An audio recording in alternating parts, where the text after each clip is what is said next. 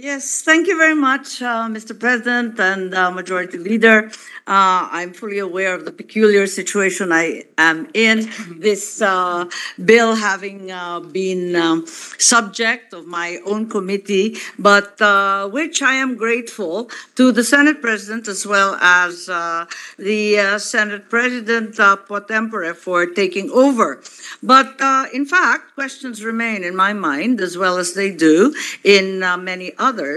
And first, I would like to state, quoting the Senate President, that international bodies and organizations such as the ADB, the World Bank, the UNCTAD have recognized the immense value and importance of the Rcep, especially in the post-pandemic recovery. However, it should be observed that the UNCTAD itself, in a research paper by Dr. Nishita, indicated that tariff concessions under the Rcep will result in lower exports by the Philippines, completely the opposite claim by the administration. The study shows that the overall effect of Rcep will be a decrease in Philippine exports by $100 million. In another study by Boston University, Rashmi Banga et al., it was shown that Philippine exports will decline by 0.2% and imports would rise by 0.2% at the very least. Even with the sensitive lists of tariff rate quotas, as mentioned by our colleague in the annexes, by Senator Chis Escudero, the paper estimated that the Philippines' balance of trade in goods will deteriorate by a minimum of 1.1% or a loss of USD 260 million per annum. So it will get quite a bit worse before it gets any better. All these losses, on top of an estimated $58 million in tariff revenue losses annually. Are these figures accurate? Do you have any comment? Because I know the DTI, the DA, and the other economic managers' projections are different. Well, Your Honor, first of all, good afternoon, Your Honor. Mr. President, I always say the proof in the pudding is in the eating, diba?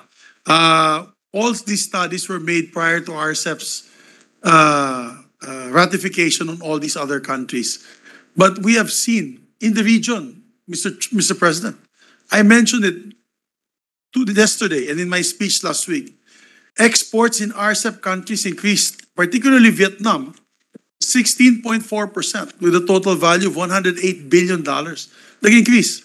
And you know, we're trying to catch up with Vietnam because parang Vietnam is now our peg when we try to get foreign direct investments from other countries. It's always either the Vietnam or Philippines ang gusto nilang puntahan. Second, Thailand, Your Honor. It increased by 7.1% in 2022 alone, soon as they had ratified their treaty. That's about $300 billion US, Mr. President.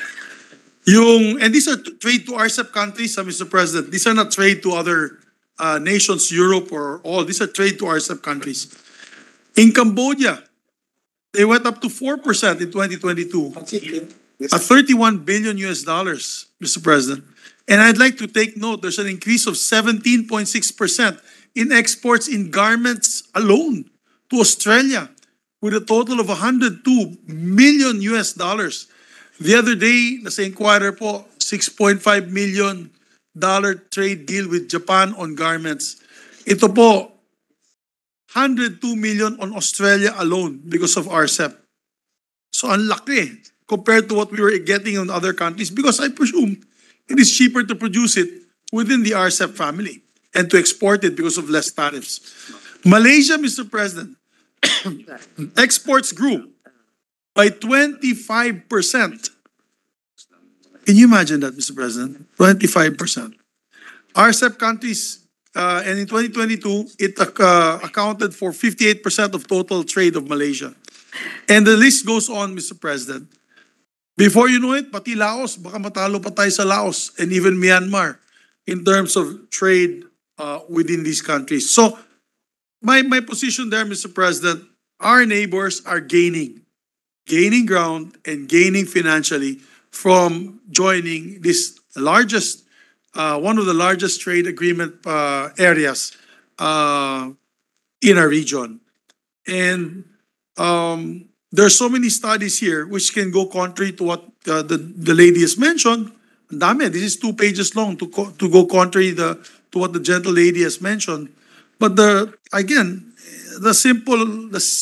simplifying it is that our neighbors had gained higher exports from joining RCEP since last year. Yes, with no desire to argue with our distinguished Senate President, the data provided must be placed in its proper context. Because even if indeed Thailand, Vietnam, Cambodia manifested increases in their trade, the truth is they can't all be credited to RCEP. It means simply that we are trading more actively with our neighbors here in ASEAN. As an example, China-Philippines bilateral trade increased by 8.3% during the first 11 months of 2022, a clear recovery from the pandemic. We were not members of RCEP, but that uptick was very clear-cut. Philippine exports to South Korea increased by 16.9%, again during the same period of the first 3 quarters of 2022, where in fact both South Korea and China are RCEP members, and still the Philippines was not. In fact, our increase in trade was greater than these examples stated of Thailand, Cambodia, and Vietnam without RCEP. But Madam President, just to Mr. President, let's go to the flip side. The flip side is if we don't join RCEP and we stay isolationist in this region, you think the people that we talked to in Japan last weekend with the president, your brother, will they want to go to the Philippines and expand their trade here? They can take it to Vietnam. They can take it to Cambodia. They can take it to other countries that are within the RCEP because it's more advantageous to them. So the flip side there is, okay, because we're afraid that our exports may go down, and therefore let's not join RCEP. The flip side there is all those who want to expand that are already exporting now will just go to an RCEP member country. And I introduced you last week with a company that wants to build 2,000 e-vehicles. It's an EVT company. It's the biggest e-vehicle company listed in the NASDAQ. Their choice is between Singapore, Johor, or the Philippines. Singapore, why? Because the headquarters in Singapore, the manufacturing will be in Johor. And they held on to the contract signing because they wanted to visit the Philippines. And I brought them here last week. Obviously, it would be more advantageous for them to go to Singapore, Johor if we do not join the RCEP. Because they also want to sell these vehicles within the RCEP regions, not only the United States. So the flip side there is that we don't join RCEP, definitely we will not be able to expand the exports. We will not have a hard time convincing these people to come in and do foreign direct investment in our country. That's the long and short of it. Mr. President, I would like to respond to the chairman of the Yes. Foreign Relations Committee. Before you embark on your explanation, Yes. Senate President Pro Tempore, I'm very grateful for you taking over this bill. I have deep and immense gratitude for that. Thank you so much, and I would like to put on record that I consulted Her Honor before I took on the responsibility when my name was mentioned as subcommittee chair. Well, I was out of the session hall, but I heard my name being mentioned. And as part of the leadership of the chamber, I do not shirk from the responsibility, however challenging. And I asked Your Honor very clearly, Sen Imee, whom I regard very highly as knowledgeable, having vast experience in governance as well, what is wrong with RCEP, convinced me that I should not take it. And Your Honor had told me there is nothing wrong with RCEP. It is smuggling. It is the way there's been lack of support for the agriculture sector and similar issues. And so I accepted it. I said, okay, then I will take on that responsibility to the best of my ability. And Then I studied it. But I am grateful for the very clarificatory questions that you are posing, because these are the same questions I asked during the 5-hour hearing and the 7-hour briefing that ensued. Let me just state, Your Honor, that there are many studies on the impact of Rcep, but only the study by Banga shows the negative conclusions. As we mentioned yesterday, there are studies by Dr. Coro Raton of the Virginia Polytechnic Institute, Dr. Kimba of the Philippine Institute for Development Studies, and many more. And based on the study of Dr. Coro Raton, there will be an improved trade balance, increased welfare, and lower poverty incidence as early as its entry into force, with significant improvements, hopefully, I hope it happens, by 2031. By that year, Your Honor, poverty incidence will decrease, supposedly based on the study, by 3.62%. Real GDP will increase by 1.93%, and reduction in poverty gap by 3.49%, and reduction in poverty severity by 3.82%. According to Dr. Kimba, there will be a 10.47 increase in exports and 2.02% increase in real GDP. Of course, I agree with you. These are studies, these are statistics, these are numbers. We can listen to Banga, to Kimba, to several experts here, and I feel for you. We share the same advocacies. We've talked about it privately. And yung pangamba nyo, pangamba din po natin. Matutuwa po kayo na meron tayong ginawang bago na innovation and innovation in our concurring resolution, which I will read into the record later, are provisions and regulatory clauses that hopefully everybody, including those who are against the Rcep Treaty as is, that will mandate and task our agencies whose cabinet members are present here with us today to work on specific sectors so that whatever possibility of adverse impact on that sector will be buffered by the provisions in our regulatory clauses. So, dininig po natin ang hinaing ng bawat sektor. Gaya ng sinabi natin kapon, this is not a magic pill. 33 agricultural tariff lines, 15 agricultural products. We already have several ASEAN FTAs. We have 2 bilateral FTAs. One is with Australia and New Zealand. The other one is JPEPA, which I also voted in favor, by the way, which was also controversial at the time. There was so much pressure also not to vote for it. But it has shown a positive impact. May I just state, Your Honor, before, I don't know if you were in the Senate in 2018 as chair of the Foreign Relations Committee, this representation sponsored the EFTA. And the EFTA with the non-EU countries, which include Switzerland, had a negative balance of trade or trade deficit with the Philippines. But after 2018, and it was pandemic, now at present, I am told that there is a positive balance of trade or a trade surplus on account of our export of electric fans and vacuum cleaners made in Laguna to Switzerland. And therefore, there's a trade surplus with the EFTA countries. I wanted, just like you, to be convinced that this FTA we are entering into or concurring into will be beneficial to our country. Pero, aaminin ko po, yung agam-agam ninyo, malaking parte pa rin nandyan sa akin. But we cannot be left behind, as the Senate President so clearly mentioned, because of all the ASEAN nations, we are the only country, Mr. President, who has not ratified this.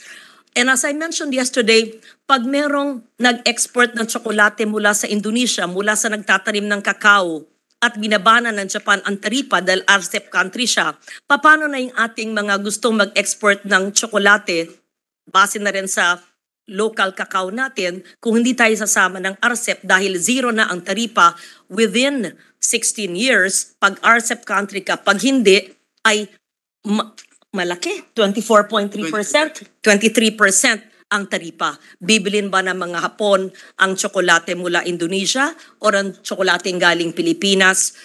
Base na rin sa cacao farmers sa Mindanao, sa iba-ibang lugar, kung hindi ganung kababa ang presyo.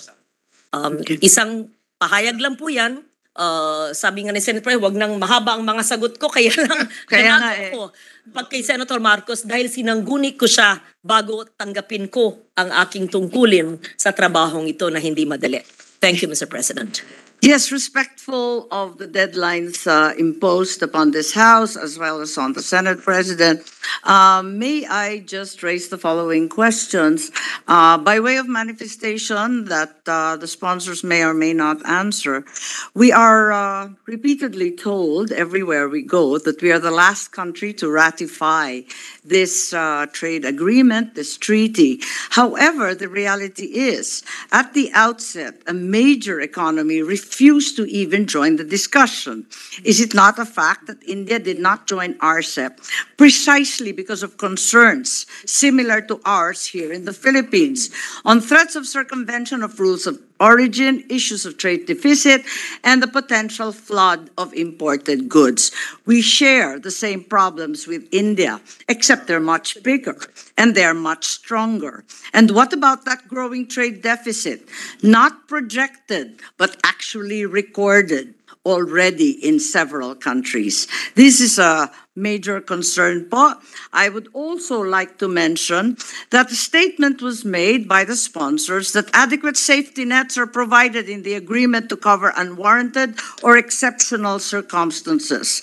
May I simply say that these supposedly sufficient safeguards are no safeguards at all, simply because the success rate for successfully defending Article 20 of the GATT and the Article 14 of the GATT, the Services Agreement, is less than 3%. A study in 2015 reveals that out of 43 cases involving Article 20 of GATT and Article 14 of GATT, only one was successful. Wala naman dyan nananalo eh. Kaya itong mga emergency measures na sinasabi, parang palamuti na lang at parang consuelo de bobo, pagkat hindi naman nagagamit, hindi naman napapanalunan. Ito nga ang kinatatakutan natin. Meron tayong Senate resolution on the concurrence of Rcep, including measures and instructions to government agencies in an attempt to provide additional safety nets to the vulnerable sectors, particularly the agricultural sector. Ito nga ang problema. Nakita natin sa rice tarification law, may fund na sinasabi. Yet studies show that the income of farmers fell by 40%. How do we ensure that the measures indicated will indeed protect the vulnerable sectors?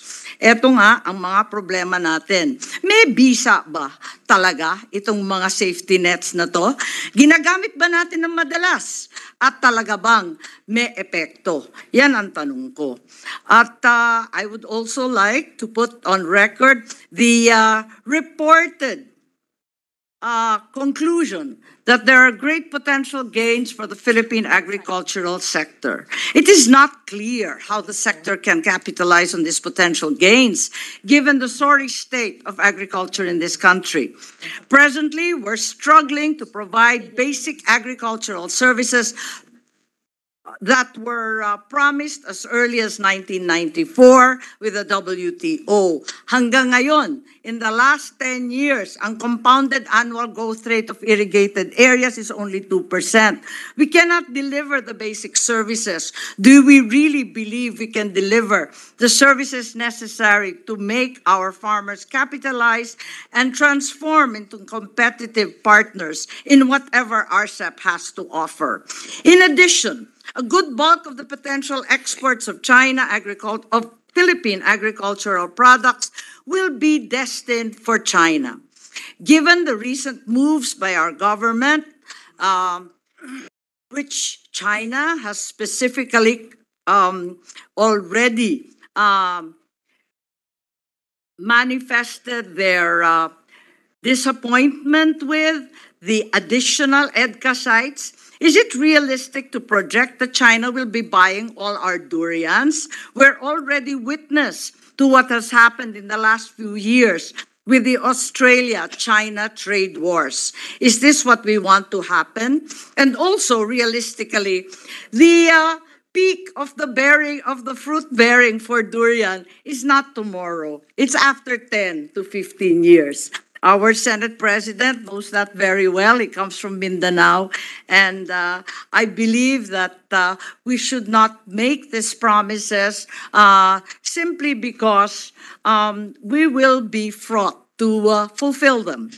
Also, it is claimed that the Rcep will benefit the MSMEs due to a platform called Rcep SME that institutionalizes support and cooperation for them to be integrated in the great global production chain. The truth is, Article 14 of Rcep, the single article pertaining to MSMEs, uses very vague, non-committal words such as encouraging MSMEs, promoting, exploring. By these provisions, are we certain that best practices in trade will in fact be engendered? Is there a sanction? Will they be punished if they don't do this? This is a concern. Lastly, and as I said, I have no desire to torment my peers, most especially my Honorable Senate President, but the proponents of Rcep have stated that joining the trade agreement will result in an increase in electronic exports. But will these reports of electronic exports increases really defray the thousands of jobs already lost in the electronic companies leaving the country due to incentive and other infrastructure concerns? How confident is the DTI at the end of the day that electronic exports will increase due to Rcep, given the reported closures of electronic firms, not only here in southern Tagalog, but also in MEPSA and other places throughout the country? We are also aware of the loss of jobs everywhere in many of these areas. These are my concerns, and I am grateful to the President, to the majority, for allowing me to put them on record. The sponsors may or may not reply as necessary, but I have to put them on record for the concerned sectors. Thank you very much, Po. Thank you very much, Mr. President. Mr. President, I deeply appreciate the points made by our distinguished colleague, Senator Imee Marcos, and just in broad strokes, Mr. President, to just come up with a very short, I'll try to shorten it as possible in the answers. The issue in agriculture, well, first of all, the issue in India. I mentioned yesterday my geopolitical, my geopolitical issue. India and China don't like each other. Actually, they beat each other up every time in the border of India and China. India now is slowly gaining in terms of population. They're actually going to be probably this year the biggest population in the world. They're going to surpass China very, very soon. And so I think they're worried about opening up their markets to China, which is a more sophisticated, has a more sophisticated manufacturing system, which probably they feel in India they cannot compete with, no? Especially with the larger population that's growing in India. They might lose out on these markets. On the issue of agriculture, Mr. President, marami talagang problema ang agrikultura. Marami talaga. From the lack of inputs, the lack of know-how, the lack of training, the lack of modernization of our equipments and machineries, even land concerns. Kasi overlapping po yung issues on land dyan sa agriculture. Napakahirap. Kung gusto po natin, sabihin natin sa San Miguel Corporation, pwede ba kayo magtanim ng 1,000 or 10,000 hectares of land? And I know there was a Brazilian group that went to the president asking for 10,000 hectares of land to present to the president the real modern way of sugar agriculture to include ethanol and biofuels and biomass para 4 products in 1 for sugarcane. Alam niyo po, ang totoo dyan, nandiyan po si ES, nag-usap kami dyan, napakahirap maghanap ng lupa dahil overlapping ang mga may-ari nitong lupang ito. Agrarian Reform Beneficiaries, NCIP communities. Talaga napakahirap maghanap ng lupa para magtanim ng farms na yon, lalo na corporate farms. And we're very restrictive when it comes to corporate farms because the agrarian reform law is still in place, and they'd rather give it to beneficiaries rather than our farmers. No, so I mean, other than corporate farming, I just want to put on record: Thailand spends double in their agriculture than Philippines. Double. So maybe in the next budget cycle, with the help of Senator Imee, with the help of all of us here, let's double the budget of agriculture and let's make sure that it goes to the right programs. I totally agree with you. And that's the only way to do it. But at least I'd like to point for the record, nandito din sa smuggling issue, nandito si Commissioner Rubio, nandiyan ba? Nandito si Commissioner Rubio to show he's brand new, newly minted, to show that we are going to weigh in heavily on the smugglers and try to apprehend them. So, yun lamang po, Mr. President, on BRICS, I just came out with big strokes, and want to thank again the lady senator from Ilocos Norte for allowing me to shortly try to answer some of the questions that she had asked earlier. Maraming salamat po, Mr. President.